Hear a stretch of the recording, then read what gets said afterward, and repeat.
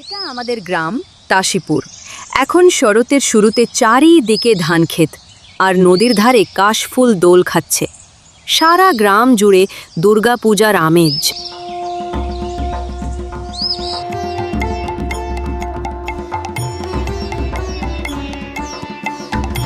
পূজার প্রস্তুতি নিচ্ছে।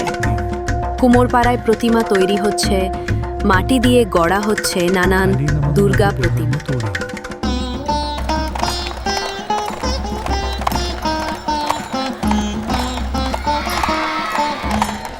ছোট ছোট বাচ্চারা খেলাধুলা করছে আর বলছে, দেখো দেখো, কাশফুল ফুটেছে, মানে দুর্গাপুজো আসছে।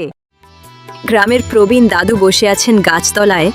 বাচ্চারা তাকে ঘিরে ধরে জিজ্ঞেস করছে, দাদু দাদুমা দুর্গা কবে আসবে? দাদু হেসে গল্প শুরু করেন, কিভাবে মহিষাসুর বধ করতে মা দুর্গা এসেছিলেন, আর আজও তিনি প্রতি শরতে গ্রামে আসেন। এইভাবেই প্রতি বছরের মতন এই বছরও শুরু হলো কাশীপুরের দুর্গাপুজো।